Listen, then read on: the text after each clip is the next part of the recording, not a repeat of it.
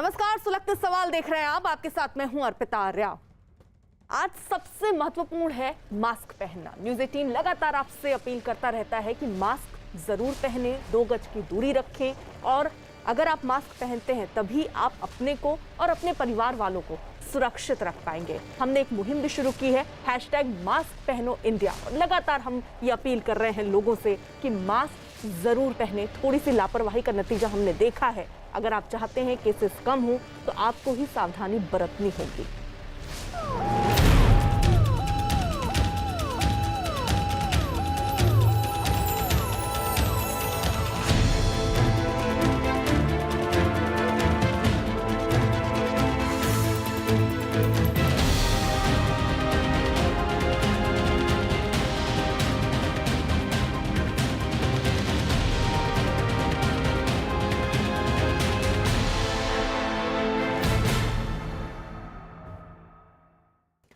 Corona की दूसरी लहर के बीच रोजाना हजारों लोगों की जानें जा रही हैं। वहीं अब खतरनाक बीमारी ब्लैक फंगस के नए मामले की संख्या भी बढ़ती जा रही है। ब्लैक फंगस का ज्यादा खतरा उन लोगों को है जिनकी इम्यूनिटी कमजोर होती है और जो डायबिटीज के पुराने रोग से पीड़ित हैं। जिन्होंने किडनी ट्रांसप्लांट करवाया है उनको भी इस बीमारी का खतरा है।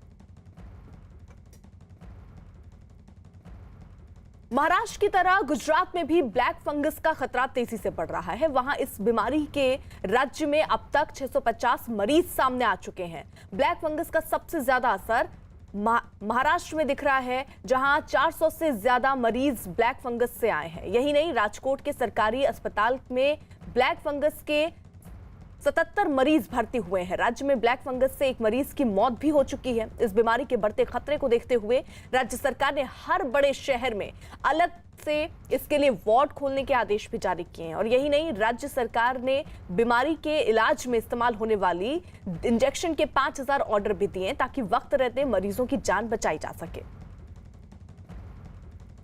कोरोना के बाद म्यूकोरमाइकोसिस यानी ब्लैक फंगस का खतरा बढ़ रहा है। ये बीमारी कोरोना से ठीक हो चुके लोगों में हो रही है। गुजरात और महाराष्ट्र में ये मामले देखे जा रहे हैं। महाराष्ट्र में ब्लैक फंगस के करीब 200 मामले सामने आए, जिनमें 8 मरीजों की एक आंख की रोशनी चली गई। डॉक्टरों का मानना है कि ब्लैक फंगस पिछले वेव में था, पर इस बार ये ज्यादा खतरनाक है। ब्लैक फंगस सीधे दिमाग पर असर करता है। डॉक्टरों के मुताबिक फंगल इन्फेक्शन पुराना है, लेकिन कोरोना मरीजों में इसके केस तेजी से बढ़ रहे हैं। नीति आयोग के सदस्य वीके पॉल ने भी ब्लैक फंगस को खतरनाक बताया। उन्होंने बताया कि डायबिटीज मरीज को यह बीमारी तेजी से अपनी चपेट में लेती है। एक इंपॉर्टेंट बात इस डिजीज में यह है कि ये लगभग बहुत हद तक डायबिटीज के मरीजों में होती है। डायबिटीज नहीं है तो बहुत अनकॉमन है कि म्यूकोरमाइकोसिस हो। सुनने में आया है कि कुछ एरियाज में कुछ इन्फॉर्मेशन मिलती है कि जो कोविड से ठीक हो गए, कोविड चल रहा था, उनको म्यूकोरमाइकोसिस हुआ। लेकिन ये भी याद रहे कि ऐसी बहुत बड़ी कोई आउटब्रेक हो रही है ऐसा भी नहीं नज़र में है। वॉच कर रहे हैं और अपने तरीके से इसका सर्वेलेंस हम कर रहे हैं। तो रीअश्योर करना चाहेंगे कि ऐसा नहीं है कि बहुत बड़ी तरीके से कोई आउटब्रेक हो गई, ऐसा नहीं है। और प्रिकॉशंस लेंगे तो नहीं होगी। उधर महाराष्ट्र में ब्लैक फंगस तेजी से बढ़ रहा है और अब तक राज्य में 200 लोग इस बीमारी का शिकार हो चुके हैं, जिनमें 8 लोगों की एक आंख की रोशनी चली गई है। इस बीमारी के बारे में जानने के लिए न्यूज़ 18 की टीम ने महाराष्ट्र कोविड टास्क फोर्स के सदस्य और eye specialist doctor Tatyarao Lahane से खास बातचीत की, जिसमें उन्होंने कमजोर इम्यूनिटी की वजह से बीमारी कोरोना से ठीक होने वाले लोगों को ज्यादा हो रही है। महाराष्ट्र में ब्लैक फंगस के केसेज लगातार बढ़ रहे हैं। 200 के करीब मामले सामने आ चुके हैं। इस पर बात करने के लिए मेरे साथ डॉक्टर तात्याराव लहाने सर हैं। सर, सबसे पहले मुंबई और महाराष्ट्र में इस वक्त ताज़ा हालात क्या हैं ब्लैक फंगस के? देखिए, कैसा है कि म्यूकोरमाइकोसिस बोल के जो फंगस होता है, ये फंगस का एक ग्रुप होता है म्यूकोरमाइसिटिस बोल के। वो जो होता है तो वो जिनको डायबिटीज़ है, जिनको इम्यूनो सप्रेसेंस के ड्रग चालू है, किडनी ट्रांसप्लांट हुआ है, तो जिनका इम्यूनिटी कम होता है, ऐसे लोगों में वो अफेक्ट करता है। तो अभी जो कोविड में सबको स्टेरॉइड दिया जा रहा है और ये स्टेरॉइड देने के बाद जो उनका इम्यूनिटी कम है वो भी कम हो रही है। तो खाली ये इम्यूनिटी काम कर रही है क्या कोविड भी काम कर रहा है, इसका तो जांच होगा, लेकिन इम्यूनिटी कम होने के बाद होता है। इसके अपने पास ऐसे एग्जैक्ट नंबर नहीं बोल सकते, लेकिन 200 के नज़दीक ये केसेस सामने आए हैं और उसमें से 8 लोगों के आँखों में उनका ये हुआ है, इन्फेक्शन होके उनका विजन जो है वो चला गया है। इसका मतलब है कि ये जो होता है म्यूकरमाइकोसिस, ये अपना जो आँख और नाक है उसके पीछे साइनस होता है, वो साइनस में होता है और वो साइनस से ब्रेन में जा सकता है। तो साइनस में या ब्रेन में होने के बाद उसको डायग्नोसिस करने के लिए एक होता है कि उनके काले दाग गिर जाते हैं, वो दिखते हैं, आँख में सूजन आ जाता है, इधर हाथ लगाए तो वहाँ एनेस्थीसिया मालूम नहीं होता हाथ लगाए बोल के, ऐसी चीज़ें वहाँ होती है, सर में दर्द होता है और ऐसे वक्त उसको बायोप्सी लेके, छोटा टुकड़ा लेके जांच करके म्यूकरमाइकोसिस देखा जाता है। डॉक्टरों का कहना है कि ब्लैक फंगस कोरोना से ठीक हुए मरीजों को ही अपना शिकार बनाता है। खासकर डायबिटीज से पीड़ित लोग इस बीमारी की चपेट में जल्दी आ जाते हैं। कई मामलों में तो लोगों के आंखों की रोशनी तक चली जाती है। म्यूकोरमाइकोसिस, जिसे हम लोग ब्लैक फंगस कहते हैं, आजकल कोविड के उन मरीजों में जो कि काफ़ी सीरियस हुए थे, जिनमें 5-6 दिन से ज़्यादा ऑक्सीजन थेरेपी चली थी और बहुत हाई डोजेस स्टेरॉइड्स इस्तेमाल किए गए थे, उनमें पाया जा रहा है।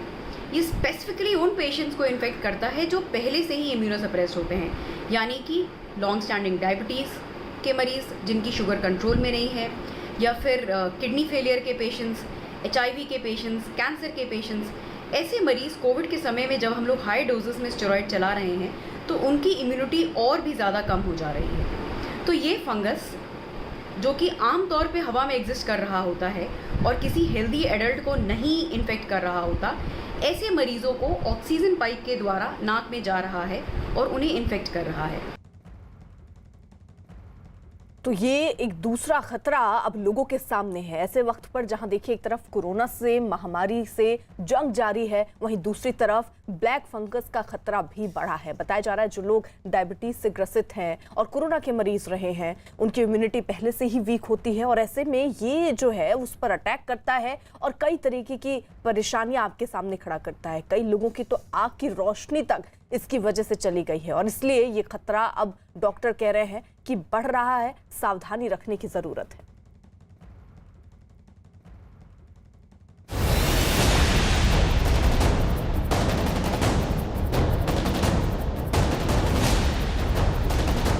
नमस्कार, मैं हूं प्रवीण दुबे। मध्य प्रदेश में कोरोना के मामले कम हो रहे हैं, इसमें कोई दो राय नहीं है। बहुत प्रयास किया सरकार ने और इस पूरी लड़ाई पर ये मैं बिल्कुल नहीं कहूँगा कि हम जीत गए हैं, लेकिन ये तय है कि जो सरकार के प्रयास हैं उसके नतीजे आने शुरू हो गए। हमारे साथ बेहद खास मेहमान हैं जो किसी तारुफ के मोहताज नहीं हैं, लेकिन फिर भी उनका परिचय मैं आपसे करा दूं। मध्य प्रदेश के मुख्यमंत्री शिवराज सिंह चौहान हमारे साथ जुड़ रहे हैं। शिवराज जी, बहुत बहुत स्वागत है आपका न्यूज़ 18 से बात करने के लिए। धन्यवाद प्रवीण जी। शिवराज जी, पहला सवाल मैं जरूर ये पूछना चाहूंगा कि ये बात ठीक है कि अब मध्य प्रदेश में हालात कंट्रोल हुए हैं, ये हम जीते अभी हैं, ये तो मैं बिल्कुल नहीं कहूँगा क्योंकि अभी जीतने में वक्त है, लेकिन हालात कंट्रोल में हुए हैं, डराने वाली खबरें कम हो गई हैं। मैं सिर्फ ये जानना चाहूँगा कि और स्थिति को बेहतर करने के लिए क्या कर रही है सरकार? देखिए, पहली चीज़ तो ये है कि अब राहत है, क्योंकि सक्रिय पॉजिटिव जो केसेस थे वो धीरे धीरे सही, बहुत तेज़ी से नहीं घट रहे, अभी धीरे धीरे घट रहे हैं।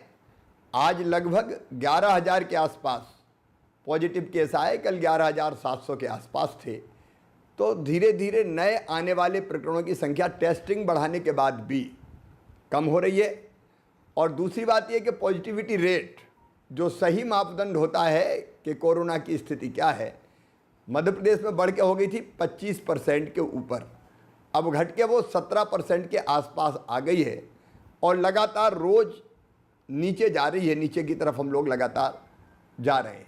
रिकवरी रेट अब हमारी लगातार बढ़ रही है और अस्पतालों में आसानी से अब बिस्तर उपलब्ध हो रहे हैं।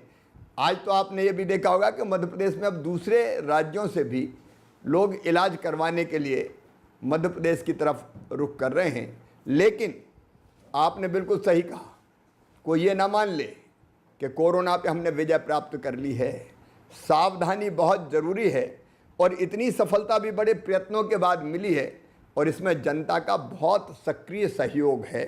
मैं आज आपके माध्यम से जनता से निवेदन करना चाहता हूं कि अगर कोरोना को पूरी तरह से समाप्त करना है तो हमारी त्रिस्तरीय रणनीति है।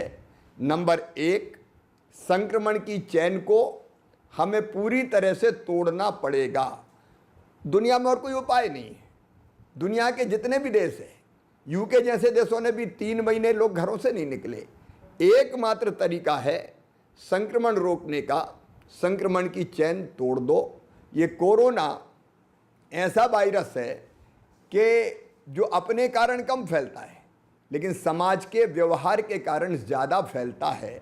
अगर हम मिलते जुलते रहे, अगर हम भीड़ में गए, अगर हमने सोशल डिस्टेंसिंग का पालन नहीं किया, हमने मास्क नहीं लगाया, हमने हाथ साफ नहीं किए, तो कोरोना हमें दबोच लेगा और ये तेज़ी से फिर सबको गिरफ्त में लेता है। 1 के बाद 10 में और 10 के बाद 100 में फैलना शुरू कर देता है। और इसलिए मेरे प्रिय बहनों और भाइयों, न्यूज़ 18 के माध्यम से मैं आपसे विनम्र निवेदन करना चाहता हूं कि अभी खतरा टला नहीं है, लंबा रास्ता तय करना है।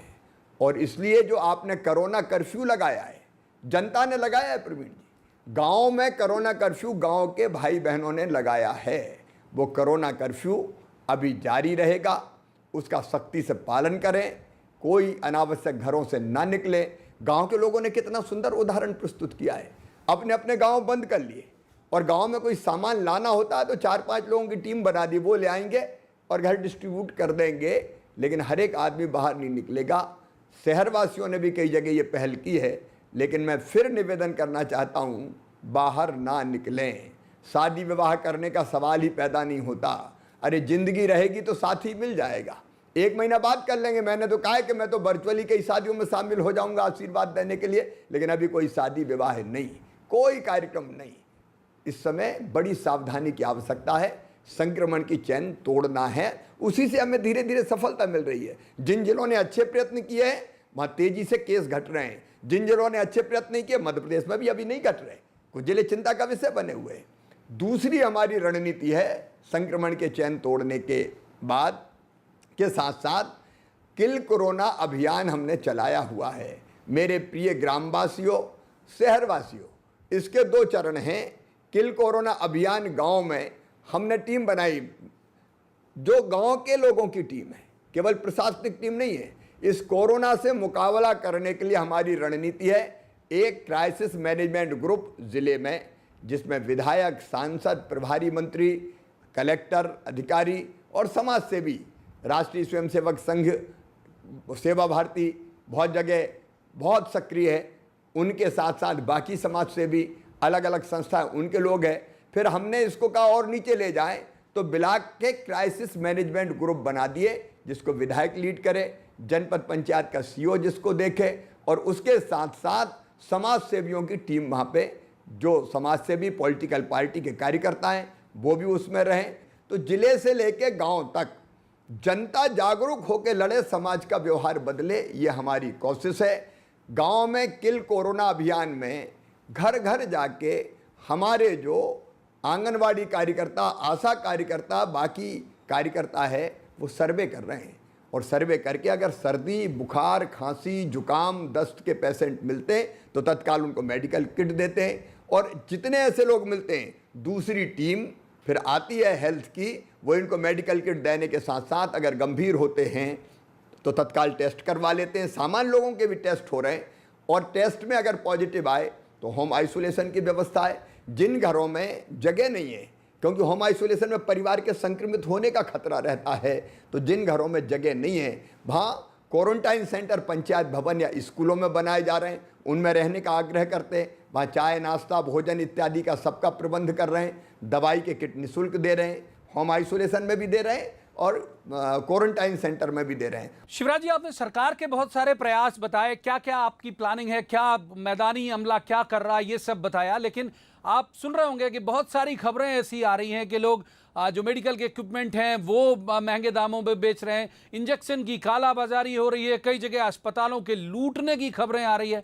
तो लोगों की इस मानसिकता को लेकर क्या कहेंगे आप? देखिए, एक तरफ जब समाज का बड़ा वर्ग संवेदना से परिपूर्ण होके लोगों की सेवा के लिए निकल पड़ा, हमारे डॉक्टर्स जान पे खेल के काम कर रहे हैं, हमारे पैरामेडिकल स्टाफ, हमारी नर्स, हमारे वार्ड बॉय, बाकी अमला भी हमारा, केवल डॉक्टर्स नहीं, हमारे पुलिस के मित्र, हमारे प्रशासनिक अधिकारी, कई कलेक्टर संक्रमित हो गए काम करते करते, पुलिस के साथ ही संक्रमित हो गए, एसपी संक्रमित हो गए, डॉक्टर संक्रमित हुए, कुछ तो हमें छोड़ के चले गए हैं। एक तरफ ये दृश्य दिखाई देता है, समाज के कई लोग भोजन के इंतजाम में लगे, कोविड केयर सेंटर बना रहे हैं, उपकरण खरीद के दे रहे हैं। मैं ऐसे सभी कोविड के खिलाफ लड़ने वाले योद्धाओं को प्रणाम करता हूं। बड़ी संख्या इनकी है, लेकिन ये अत्यंत दुर्भाग्यपूर्ण है कि कुछ घटिया मानसिकता के लोग, इनको मैं इंसान नहीं कह सकता, जानवर कहना जानवरों का अपमान है, ये तो हैवान हैं। ये ऐसे लोग हैं जो गिद्ध की तरह इंसानियत को नोच नोच के खा रहे हैं। ऐसे लोग किसी भी कीमत पर बख्शे नहीं जाएंगे। कई के खिलाफ आपने देखा, हमने रासुका लगा के जेल भेजा है। आज भी लगभग रोज मैं रिपोर्ट लेता हूँ आज का।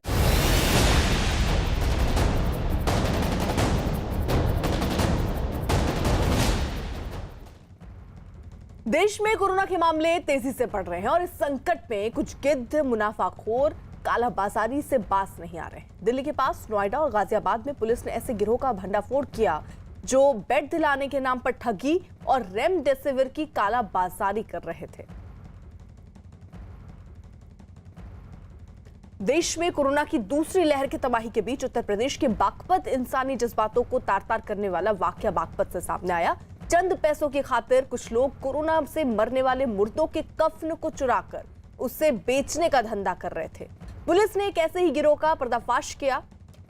शमशान घाट और कब्रिस्तान से कोरोना से मरने वाले लोगों के शव से कफन और कपड़े चोरी करता था और फिर उन्हें व्यापारियों को सस्ते दाम में बेचता था। ये शख्स उन कपड़ों को खरीदने वाले जो व्यापारी हैं, उन्हीं कपड़ों पर ब्रांडेड कंपनियों का स्टिकर लगाकर उन्हें महंगे दामों पर बेच देते थे। ऐसा करने वालों ने न सिर्फ इंसानियत को मार डाला, बल्कि कोरोना को फैलाने का खतरा भी बढ़ा दिया। पुलिस ने इस गिरोह के पास से बड़ी संख्या में मुर्दों को ढककर शमशान घाट और कब्रिस्तान लाई जाने वाली चादरों समेत कपड़े, फोन, नामी कंपनियों के स्टिकर्स बरामद किए हैं। पुलिस ने ऐसे 7 लोगों को गिरफ्तार किया है जो शमशान और कब्रिस्तान में दीवार फांदकर मुर्दों के कपड़े और कफन चोरी किया करते थे। 7 व्यक्तियों को गिरफ्तार किया है, जिसमें से एक ही घर के प्रवीण कुमार जैन, आशीष जैन और ऋषभ जैन हैं और बाकी उनके 4 अन्य साथी हैं। और उनसे इस टाइप के जो मृत व्यक्तियों के शमशान से चुराए हुए कपड़े और चादरें, गरम शॉल और ग्वालियर कंपनी की कुछ रिबन और स्टिकर और जो ब्रांड के उसके लेबल, ये सब बरामद हुए हैं। इनके विरुद्ध सुसंगत धाराओं में मुकदमा दर्ज करके इनको जेल भेजा जा रहा है। कोरोना के इस दौर में जिस वक्त लोग खुद को और अपनों को इस महामारी की चपेट में आने से बचाने के लिए अपना सब कुछ दांव पर लगा रहे हैं, वहीं कोरोना काल के कुछ गिद्ध ऐसे भी हैं जो मजबूर और बेबस लोगों पर नजरें गड़ाए बैठे हैं। उत्तर प्रदेश और मध्य प्रदेश में पुलिस ने ऐसे ही कुछ गिरोहों का शिकंजा उन पर कसा है। मध्य प्रदेश में तो कालाबाजारी करने के आरोपियों के खिलाफ राष्ट्रीय सुरक्षा कानून के तहत केस दर्ज किए गए हैं।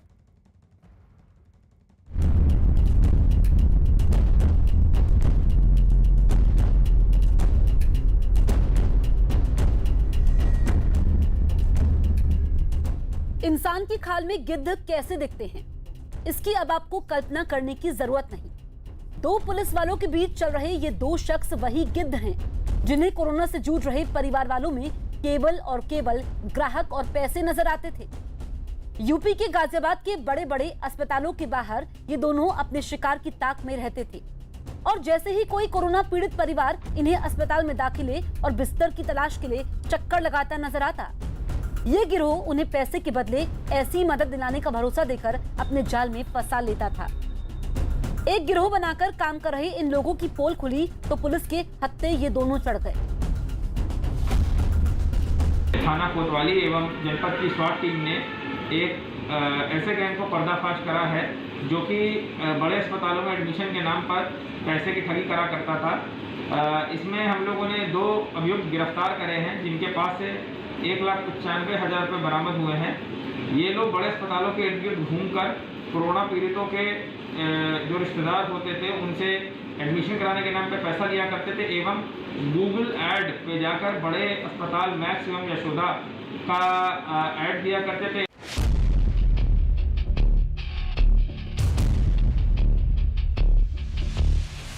पुलिस ने इस गिरोह के काम के तरीके के बारे में भी विस्तार से जानकारी दी। गाजियाबाद पुलिस के मुताबिक इस गिरोह में 5 मेंबर थे, जिनमें से कुछ खुद को डॉक्टर बताते थे। बड़े अस्पतालों में भर्ती करवाने के लिए आने वालों की मदद के बहाने गिरोह के मेंबर मरीज के रिश्तेदारों के करीब पहुंचते थे। अस्पताल में दाखिले, बिस्तर, वेंटिलेटर और दूसरी सुविधा दिलाने का भरोसा देते थे और इसके लिए मरीज का आधार कार्ड, RT-PCR की जांच रिपोर्ट जैसी जानकारी अपने फोन पर मंगवा लेते थे। इसके बाद डॉक्टर को रिश्वत देने के नाम पर अपने खाते में पैसे ट्रांसफर करवाकर लोगों को धोखा देते थे। एक बार पैसे मिलते ही ये लोग सिम कार्ड तोड़ देते थे। अभियुक्त डॉक्टर अमित एवं डॉक्टर चिराग बनकर कोरोना पीड़ितों के मरीजों के उनके रिश्तेदारों से बात करा करता था एवं उनसे बैंक अकाउंट में पैसे मंगाया करता था। गाजियाबाद की तरह दिल्ली के पास नोएडा में भी कोरोना काल के कुछ गिद्ध बेनकाब हुए हैं। इनमें से पुलिस ने इन 7 को धर दबोचा, जो आपदा को अवसर बनाकर लोगों से जान की सौदेबाजी के आरोपी हैं। आरोप है कि गौतम बुद्ध नगर के सेक्टर 58 में सक्रिय ये गिरोह रेमडेसिविर इंजेक्शन की कालाबाजारी करता था। कोरोना की वजह से जहां मरीज एक-एक सांस के लिए दवाओं के भरोसे रहते हों, वहां दवाओं की जमाखोरी कर उन्हें अनाप शनाप कीमत में बेचकर ये गिरोह सांसों का धंधा कर रहा था। मजबूरी के मारे लोगों से मुनाफा कमाने के लिए इस गिरोह ने अजीब तरकीब निकाली। पुलिस का दावा है कि यह गिरोह न सिर्फ रेमडेसिविर इंजेक्शन की कालाबाजारी करता था, बल्कि नकली रेमडेसिविर बनाकर लोगों की जान से खिलवाड़ करता था। इसके लिए यह गिरोह निमोनिया के काम आने वाली जेनरिक मेरोपेनम इंजेक्शन का लेबल हटाकर उसे रेमडेसिविर के नाम से मुंहमांगी कीमत पर बेच रहा था। पुलिस ने इनके पास से 2,45,000 रुपए, 9 रेमडेसिविर इंजेक्शन, एक बिना लेबल वाला इंजेक्शन, 140 नकली लेबल वाला रेमडेसिविर इंजेक्शन और दूसरी कंपनियों की दवाई बरामद की है। ऐसे लोग गाजियाबाद और नोएडा तक ही सीमित नहीं है। जिस वक्त पूरा देश कोरोना संकट से जूझ रहा है, उस वक्त कोरोना महामारी में मुनाफाखोरी करने वाले कोरोना के गिद्ध भी सक्रिय हैं। ये गिद्ध इंसानियत का सौदा करने से भी गुरेज नहीं आ रहे हैं।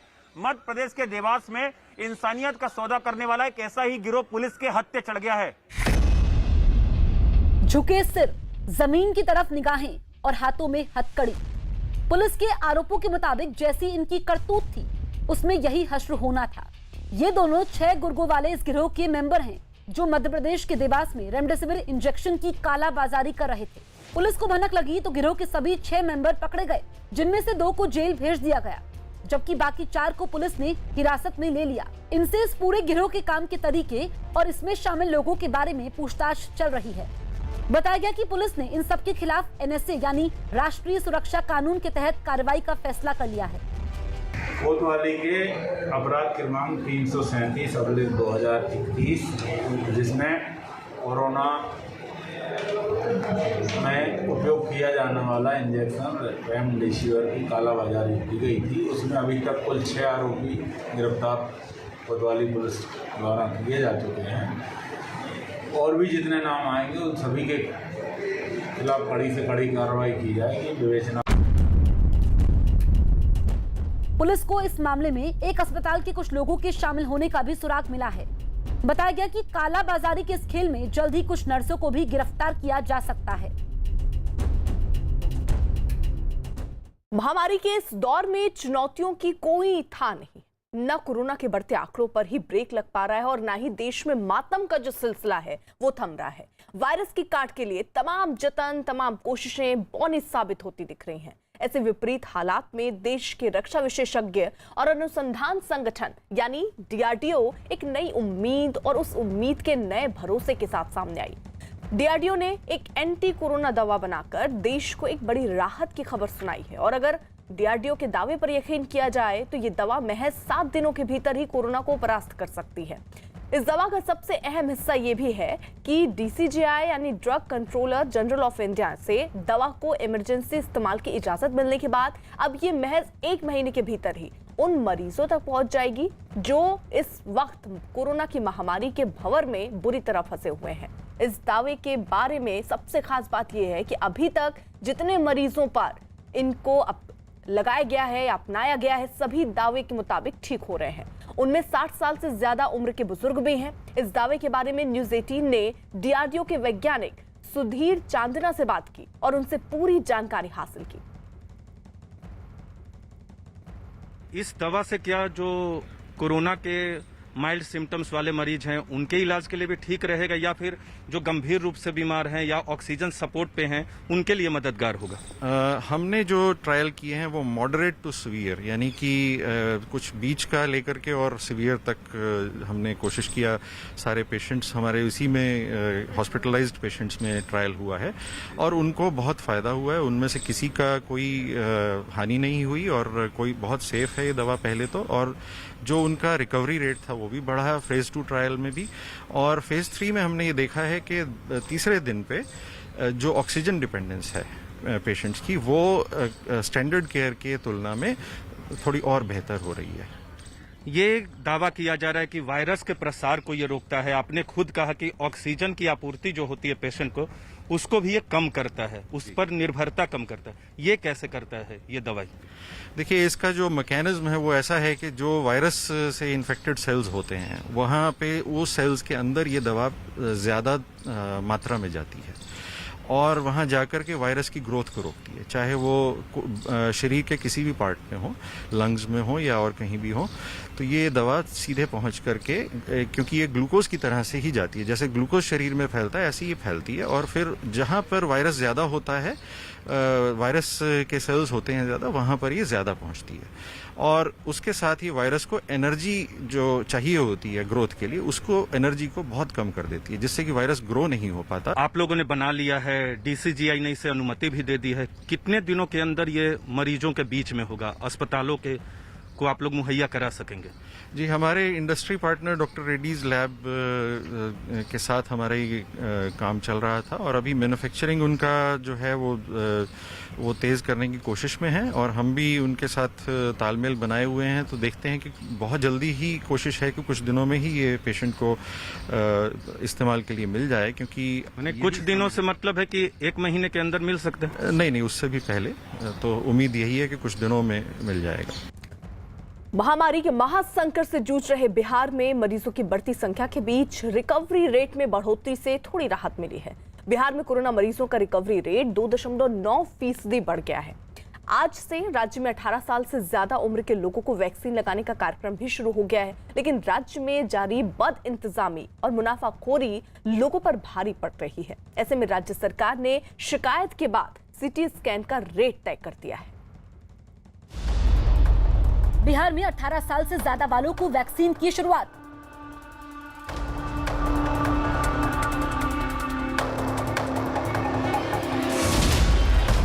आपदा में मुनाफाखोरी भारी।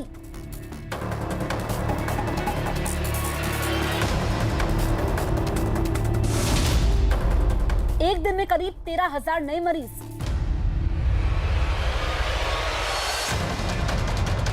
कोरोना के महासंकट से बिहार करहा रहा है। एक दिन में सामने आने वाले मरीजों की संख्या में इजाफा बरकरार है।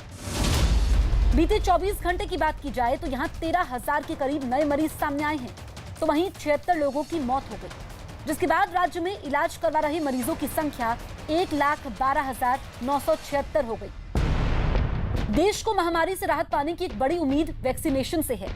वैक्सीन की कमी की वजह से बिहार में अब तक वैक्सीनेशन शुरू नहीं हो पाया था, लेकिन अब आज से 18 साल से ज्यादा उम्र के लोगों को वैक्सीन देने की शुरुआत हो गई। इसके लिए केंद्र से राज्य को वैक्सीन की 3 लाख डोज दी गई हैं। थोड़ा सा सही हो गया, जैसे कोरोना से सेफ्टी के लिए अब बहुत ज़्यादा जरूरी था इसको लेना 18+ के लिए।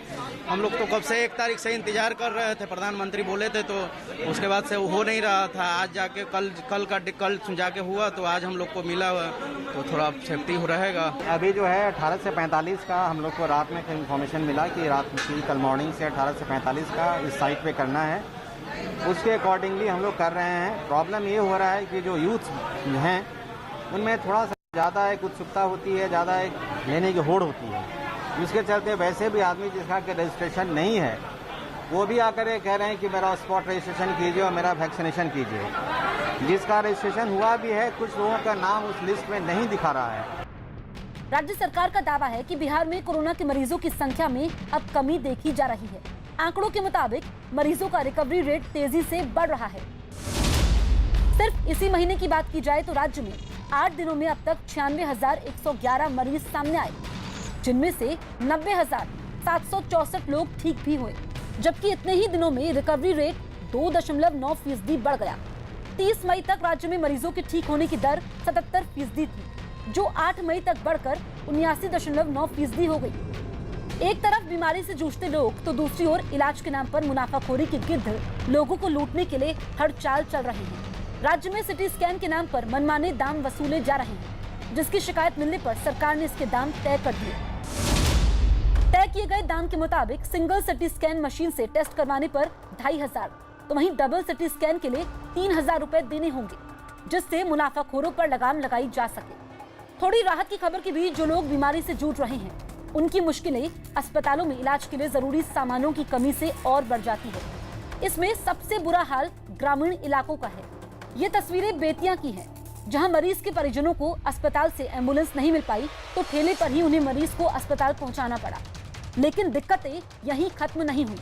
अस्पताल में इलाज के इंतजाम नहीं मिले तो मरीज को जिले के सबसे बड़े सरकारी अस्पताल रेफर कर दिया गया। कंडीशन उसका ठीक नहीं है, उसका एस्टिमेट बहुत डाउन है। ठीक है, 4 दिन तक फीवर आ रहा था, लोग चेक नहीं कराया। जब ज़्यादा सीरियस हो गया तो लोग लेके आए हैं, क्योंकि उनको अब ICU की ज़रूरत है। यहाँ जितना हम लोग को ट्रीटमेंट करना है हम लोग कर दे रहे हैं, हम लोग उनको रेफर कर देंगे। सर, उन लोगों का आरोप है एम्बुलेंस नहीं मिला, जिसके कारण ठेले पे लाया गया है। इसके बारे में हम क्या कर सकते हैं? आम आदमी परेशान होता है तो उसकी उम्मीदें जनप्रतिनिधियों से होती हैं, लेकिन गया के लोगों की वो उम्मीद भी टूटने लगी तो उन्होंने पूर्व मंत्री और विधायक प्रेम कुमार और सांसद विजय कुमार के लापता होने के पोस्टर लगा दिए। रात में शायद कोई लगा के गया है। हम लोग तो सुबह जब अपने घर से निकले तो देखे कि लापता हैं विजय मांझी जी और हमारे गया के भाभी यशस्वी हमारे 8 बार के विधायक प्रेम कुमार जी, जो कभी भी नजर नहीं आते हैं कोई भी आपदा के समय में। कोरोना में कहाँ आ रहा है? गरीब के देखो आ रहा है कि खा रहा मर रहा है? कौन प्रेम कुमार, नीतीश कुमार, ये सब कोई नहीं देखे आ रहा है। एकदम खाली पोस्टर सटा दिया है। जब वोट पड़ेगा ना तो सब कोई आएगा। तकलीफें यही नहीं थमती, कुछ तस्वीरें ऐसी भी सामने आ रही हैं जो दिल दहला देती है। अररिया में एक परिवार में पिता की मौत के 4 दिन बाद मां की भी कोरोना से मौत हो गई। बेटी को कहीं मदद नहीं मिली तो उसे PPE किट पहनकर मां के शव को खुद ही दफनाना पड़ गया। झकझोर देने वाली ये तस्वीरें सोशल मीडिया पर भी वायरल हो गई। साफ है कि हालात बदतर हैं। ऐसे में सावधानी ही बचाव का आखिरी जरिया है। उधर दिल्ली सरकार ने कोरोना की वजह से 1 हफ्ते के लिए लॉकडाउन बढ़ा दिया। मतलब ये कि अब दिल्ली में 17 मई सुबह 5 बजे तक लॉकडाउन लागू रहेगा। लेकिन सबसे बड़ी बात यह है कि इस बार लॉकडाउन पहले से ज्यादा सख्त होगा, क्योंकि इस बार राज्य सरकार ने कोरोना को फैलने से रोकने के लिए मेट्रो को भी बंद कर दिया है। लॉकडाउन के दौरान सिर्फ जरूरी सेवाओं से जुड़े लोगों को ही आने जाने की इजाजत होगी। मजबूरीवश अभी 1 हफ्ते का लॉकडाउन और बढ़ाया जा रहा है। कल सुबह 5 बजे ये लॉकडाउन ख़त्म होना था, लेकिन अब ये अगले सोमवार को 5 बजे तक के सुबह 5 बजे तक के लिए बढ़ाया जा रहा है और इस बार थोड़ा सा और सख्त किया जा रहा है। कल से दिल्ली के अंदर मेट्रो भी चलना बंद हो जाएंगी। हमारी कोशिश है कि जितना ज़्यादा इसको लॉकडाउन को सख्त किया जाएगा उतना तेज़ी से हम सब लोग कोरोना पे काबू पा पाएंगे। मेरी आप सबसे निवेदन है, जिस तरह से अभी तक आप लोगों ने सरकार का साथ दिया, जिस तरह से अभी तक आप लोगों ने पूरा लॉकडाउन का पालन किया, इसी तरह से आने वाले समय में भी आप सब लोग लॉकडाउन का पालन करेंगे। कोरोना संकट के बीच दिल्ली के ग्रेटर कैलाश थाने की पुलिस ने कोवी वैन लॉन्च की है। इसका मकसद इलाके में रहने वाले जो बुजुर्ग हैं उसको इस वैन की मदद से जरूरत का हर सामान उपलब्ध करवाया जाए। इसके अलावा बुजुर्गों को वैक्सीन लगवाने के लिए वैन की मदद से वैक्सीन सेंटर भी ले जाया जाएगा। और यही नहीं, दिल्ली पुलिस ने एक हेल्पलाइन नंबर भी जारी किया जिस पर बुजुर्ग कोरोना से जुड़ी दवाएं, ऑक्सीजन सिलेंडर और घर का जरूरी सामान मंगवा सकते हैं। बुजुर्गों के लिए साउथ दिल्ली पुलिस ने एक ये वेन स्पेशली डेडिकेटेड की है। इसको सैनिटाइज करवा के और कोई कॉल आती है जैसे सीनियर सिटीजन की, उनको जो भी ज़रूरत होती है, खासकर अभी वैक्सीनेशन है तो वैक्सीनेशन करवाते समय किसी तरह की कोई प्रॉब्लम ना हो उनको। बाहर जब हम बुजुर्ग हमारे बाहर निकलें और उन्हें किसी तरह की आने जाने में भी दिक्कत ना हो और किसी तरह से जो कोरोना का बाहर चल रहा है जिस तरीके का, तो उनको कहीं अफेक्ट ना हो जाए किसी तरीके से, तो उसके लिए हमने ये एक स्पेशली उन्हीं के लिए डेडिकेटेड एक व्हीकल किया है। वहीं दिल्ली के नजदीक नोएडा में पुलिस वालों के कोरोना पॉजिटिव होने के बाद उन्हें इलाज के लिए अस्पताल के चक्कर नहीं काटने होंगे। वो इसलिए क्योंकि नोएडा के पुलिस कमिश्नर ने अम्बेडकर छात्रावास में पुलिस वालों के लिए 50 बेड का एक अस्थायी अस्पताल शुरू किया, जहां कोरोना पॉजिटिव पुलिस वाले अपना इलाज करा सकेंगे। कोरोना की दूसरी लहर में देश के हर हिस्से से कहर की तस्वीरें सामने आ रही हैं। इस दौरान लाखों लोग इसकी चपेट में आए, जिसमें से कई लोग हमेशा के लिए अपनों को छोड़कर चले गए।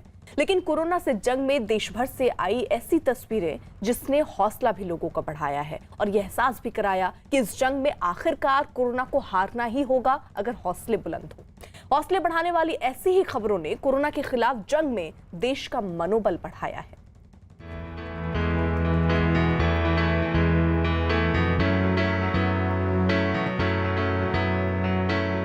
तवे पर रोटियां बनाती ये है प्रयागराज की मेयर अभिलाषा गुप्ता और गर्म खाने को थालियों में परोसकर उसे अच्छी तरह से बंद करते ये हैं यूपी सरकार में मंत्री नंद गोपाल गुप्ता। कोरोना का कहर टूटा तो जरूरतमंदों की मदद के लिए दोनों पति पत्नी ने लोगों की मदद का बीड़ा उठा लिया।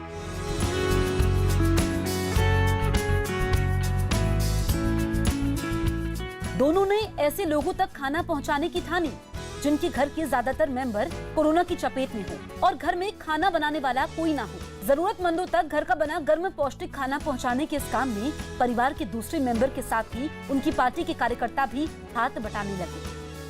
अब गुप्ता परिवार रोज इसी तरह खाना बनाकर जरूरतमंदों तक पहुंचाता है। मंत्री और मेयर की इस जोड़ी का दावा है कि उन्होंने अब तक 8000 लोगों को खाना पहुंचाया है। लोगों के यहाँ पूरा का पूरा घर कोविड से संक्रमित हुआ जा रहा है। खाना बनाने वाले लोग नहीं हैं, छोटे छोटे बच्चे नहीं संक्रमित हैं, तो उन्हें कौन खाना बना कर दे। और इस समय इम्यूनिटी बूस्ट भी करना रहता है, तो उन्हें पौष्टिक आहार मिल सके, इसलिए कोशिश की गई कि अगर लोगों के घर तक हम भोजन पहुँचाएं तो शायद हम थोड़ी सी सहयोग उसमें महामारी के दौर में कर सकते हैं। ऐसे बहुत सारे परिवार हैं जिनके घर में 2 लोग, 4 लोग, 3 लोग बीमार हैं और उनके यहाँ खाना नहीं बन पा रहा है। हमने एक व्हाट्सएप नंबर जारी किया। उस व्हाट्सएप नंबर पर सुबह 10 बजे तक लोग लंच का ऑर्डर करते हैं और डिनर के लिए दोपहर के 3 बजे तक ऑर्डर करते हैं। फिर उसमें से लिस्ट निकलती है और एक व्यक्ति केवल 6 जगह खाना पहुंचाए ताकि गर्म और ताज़ा खाना पहुंचे। एक तरफ जिंदगी बचाने और पीड़ितों की मदद के लिए दवा से लेकर खाने तक के लिए हर मुमकिन कोशिश जारी है, तो दूसरी ओर एक तस्वीर यूपी के ही गाजियाबाद से आई। गाजियाबाद के मोदी नगर की ये तस्वीरें इंसानियत की मिसाल है। मोदी नगर में 55 साल की ममता कंसल की लंबी बीमारी के बाद मौत हो गई। किराने की दुकान चलाने वाले अशोक कंसल अंतिम संस्कार में शामिल होने वालों का इंतजार कर रहे थे, लेकिन ज्यादातर नाते रिश्तेदार कोरोना की चपेट में होने की वजह से नहीं आ पा रहे थे। ऐसे में कुछ हिंदू परिवारों के साथ ही बेगमाबाद और किदवई नगर इलाके के कुछ मुस्लिम समुदाय के लोग सामने आए और वैदिक रीति रिवाज से अंतिम संस्कार करवाने में मदद की। बताया गया कि एक सामाजिक संस्था टीम खादिम ने इसमें बढ़ चढ़कर हिस्सा लिया। हमारे मोहल्ले के पास किदवई नगर के पास बेगमाबाद पड़ता है, उसमें हमारे वर्षों से रहने वाले एक लाला जी हैं जो एक परचून की दुकान चलाते हैं। आज उनकी धर्मपत्नी जिनका देहांत हो गया था सुबह में, तो मुस्लिम समुदाय के लोगों ने आगे आकर उनकी अर्थी और जो हिंदू रीति रिवाज से जितने भी कार्य होते हैं उस कार्य को कर उनका अंतिम संस्कार कराया।